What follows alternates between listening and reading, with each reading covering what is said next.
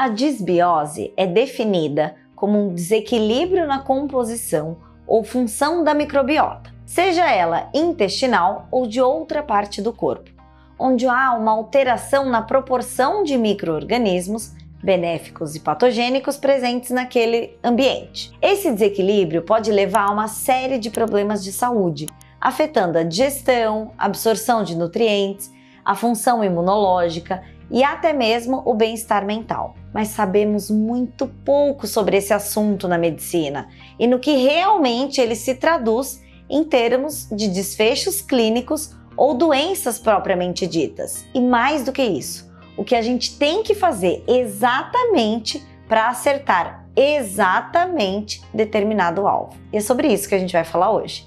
Meu nome é Thaís Takahashi, sou coloproctologista, especialista em saúde intestinal.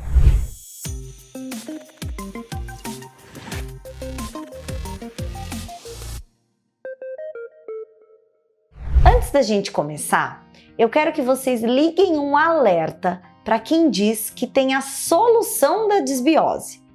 E aqui a gente vai falar do intestino. Essa condição ainda está sendo extensamente estudada, justamente porque inúmeras variáveis interferem na composição da nossa microbiota. E o termo microbiota intestinal inclui todos os micro-organismos, ou seja, não apenas as bactérias, mas também fungos, protozoários, arqueia e vírus que vivem no trato gastrointestinal. As características mais típicas da disbiose são uma diminuição na diversidade da microbiota, a perda de uma microbiota benéfica e o crescimento excessivo de uma microbiota prejudicial. Em uma microbiota saudável, existe uma convivência harmoniosa entre diferentes tipos de micro-organismos que desempenham papéis importantes na manutenção da saúde do hospedeiro. E quando essa harmonia é perturbada por fatores como dieta inadequada, uso excessivo de antibióticos,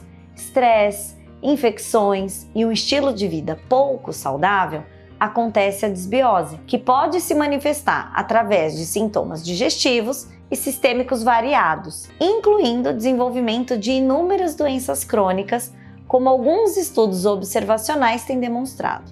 E mesmo assim, algumas dessas correlações nós não sabemos ainda se são causa ou consequência desse desbalanço, além de não termos uma definição específica do que é uma microbiota saudável e de uma disbiose. Os estudos analisam fezes de pessoas sem comorbidades, sem sintomas de doenças e sem alterações em exames laboratoriais, com estilo de vida saudável, o que também não existe uma definição precisa, para identificar e estudar a composição dos micro-organismos intestinais, o que abriria um outro espaço de discussão de quais deles realmente estão lá em contato com o organismo, o que produzem e como eles interagem entre si e com o corpo humano. Isso porque todos esses micro-organismos juntos desempenham papéis fundamentais na digestão, na síntese de nutrientes, na regulação do sistema imunológico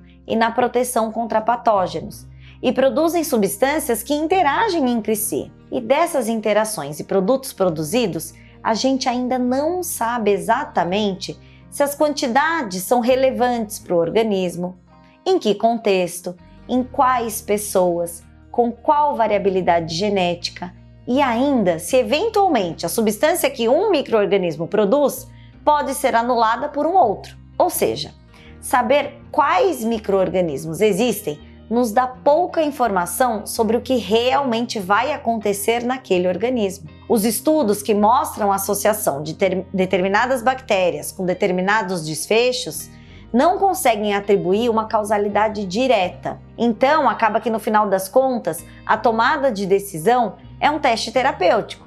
A gente testa uma intervenção para ver se ela funciona nos sintomas do paciente. E essa complexidade toda se dá porque vários fatores interferem nessa composição de micro-organismos, especialmente a dieta, onde o consumo excessivo de alimentos ultraprocessados, ricos em açúcares e gorduras saturadas e pobre em fibras, pode alterar a composição da microbiota. O uso indiscriminado de antibióticos, que pode destruir tanto bactérias patogênicas quanto benéficas, e isso promovendo um desequilíbrio ou até mesmo o uso de outros medicamentos, como anti-inflamatórios não esteroidais, inibidores da bomba de prótons.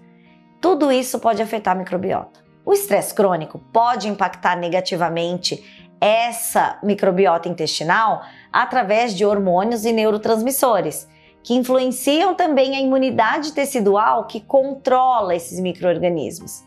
E fatores como sedentarismo, tabagismo e o consumo excessivo de álcool também podem contribuir para a desbiose. Com isso, percebem que o maior efeito na melhora dos sintomas vai se dar com uma mudança no estilo de vida? Ai, Thaís, tá bom, mas aí aqueles que já mudaram tudo, que já têm um organismo saudável e mantêm sintomas. Esses pacientes, sim, devem passar por avaliações médicas para que sejam excluídas intolerâncias, distúrbios no processo digestório, que estejam causando sintomas ou outros desfechos clínicos em saúde. A desbiose existe, mas não com uma definição precisa e nem com um tratamento definido, como é muito desenhado por aí. Por isso, procure um médico de confiança. Sempre procure entender o porquê de cada componente do tratamento e do tamanho do efeito esperado em cada intervenção. Para o tratamento de qualquer condição clínica, o paciente tem que ser um ser ativo e o grande protagonista dos resultados.